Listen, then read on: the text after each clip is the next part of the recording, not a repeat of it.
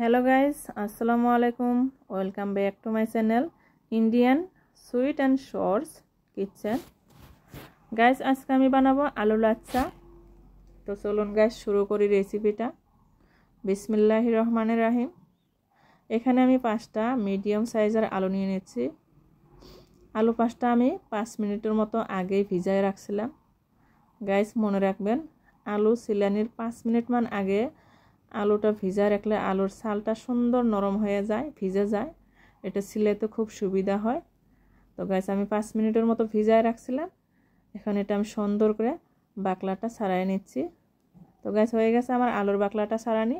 এরকম করে বাকি 4টারও বাকলা আমি ছাড়াই নেব। তো গাইস হয়ে গেছে আমার আলুর বাকলা ছাড়ানি। এই আলুর লাচ্চাটা দিয়ে আজকে আমরা বিকালের চা খাবো। খুব টেস্টি লাগে, আপনারাও তৈরি করে খাবেন গাইস। তো এখানে আমি একটা গ্রেটার নিয়ে নিলাম। গ্রেটারের এই মোটা অংশটা দিয়ে আমি আলুটা গ্রেট করে নিব। এইরকম ভাবে লম্বা লম্বি আলুটা আমি এরকম লম্বা লম্বি টেনে টেনে গ্রেট করব।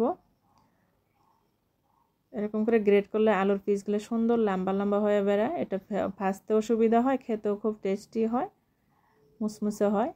তো গাইস দেখেন, এই যে একটা দেখাচ্ছি কত লম্বা হয়েছে, এই দেখেন। এরকম করে বাকি আলুটা আমি সুন্দর করে গ্রেট করে নিব। তো গাইস হয়ে গেছে গ্রেট করা। আলুটা পরিষ্কার পানি দিয়ে আমি 3-4 বার ধুয়ে নিচ্ছি। এখন এখানে আমি ফ্রিজের একদম ঠান্ডা পানি দিয়ে দিব। 1 ঘন্টার মতো ঠান্ডা পানি দিয়ে আলুটা আমি ভিজায় রাখবো। ঠান্ডা পানি দিয়ে আলুটা ভিজা রাখলে আলুটা একটা একটা হয়ে যাবে, ঝরঝরা হয়ে যাবে, একদম স্টিকি হয়ে যাবে, সুন্দর আলুটা টান টান হবে। তো গাইস হয়ে গেছে আমার 1 ঘন্টা ভিজায় রাখা। এখন এটা আমি পানির থেকে আলুটা তুলে রাখবো। এখানে আমি একটা সেকনি নিয়ে নিলাম। সেকনিতে আলুটা সুন্দর করে তুলে রাখবো। আলুর বাকি পানিটা এই সেকনি দিয়ে সুন্দর করে ঝরে যাবে।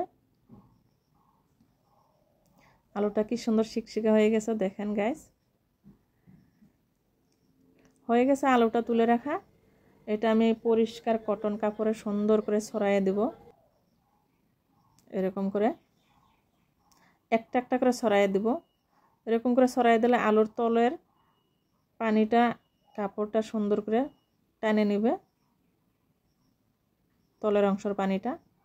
তারপরে এই কাপড়ের বাকি অংশটা আমি আলুর উপর দিয়ে ভালো করে ঢাকা দিয়ে হাত দিয়ে লাহে লাহে চাপা দিয়ে আলুর উপরের অংশের পানিটা শুকায় নেব। এরকম করে চাপা দিয়ে তো গাইস হয়ে গেছে আলু শুকানি। এখন আলুগুলো সব আমি এক জায়গায় জড়ো করে নিব।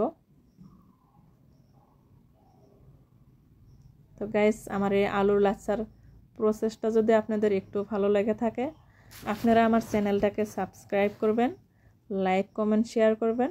আপনারা আমার সাথে থাকবেন, সুস্থ থাকবেন। গাইস আমার এই রেসিপিটা এই চ্যানেলে প্রথম রেসিপি, মানে আমার লাইফের প্রথম রেসিপি। আপনারা আমার সাথে থাকবেন, আমাকে একটু সাহায্য করবেন। আলুর লাচ্চার জন্য আমি বাদাম ভেজে নিচ্ছি, চীনা বাদাম। তো গ্যাস হয়ে গেছে বাদাম ভাজা। এখানে আমি কারি পাতা ভেজে নেব। এই কারি পাতা ভাজা বাদাম ভাজাটা আমি আলুর লাচ্চাতে মিক্স করে সুন্দর করে মাখায় নেব। দেখতেও খুব সুন্দর দেখা যাবে, খেতেও খুব টেস্টি হবে। তো গ্যাস হয়ে গেছে আমার কারি পাতা ভাজা। আমি এইখানে আলুর লাচ্চাটা ভেজে নেব এই তেলে। তো গ্যাস মনে রাখবেন, তেলটা খুব উতাল পাতাল গরম করে নিতে হবে। আলুর লাচ্চা ভাজতে তেলটা খুব গরম হওয়া দরকার, নইলে আলুর লাচ্চাটা মুসমুসা হয় না, একদম নরম হয়ে যায়। যত গরম তেলে আলুর লাচ্চা ভাজবেন অত আলুটা সুন্দর মুসমুসে হয়ে যাবে। তো গাইস হয়ে গেছে আমার আলুর লাচ্চা ভাজা। এই আলুর লাচ্চাটা ভাজতে 5 মিনিট মান টাইম লাগে, একটু টাইম লাগে। তো গাইস দেখেন কি সুন্দর মুসমুসে হয়ে গেছে। এখন এটা আমি নামাই নেব। এরকম করে বাকি আলুটাও সুন্দর করে ফ্রাই করে নিব।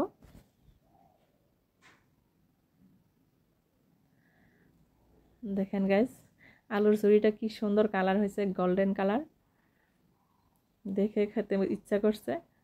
এখন এখানে আমি বাদাম ভাজা কারি পাতা ভাজাটা দিয়ে আলুটা তলে উপরে সুন্দর করে মাখায় নেব। আর ওইখানে একটু পরিমাণ মতো লবণ আর একটু শুকনো লঙ্কার গুঁড়া দিয়ে দিব। দেখেন গাইস আলুর লাচ্চাটা কি সুন্দর কালার হচ্ছে। এরকম করে হাত দিয়ে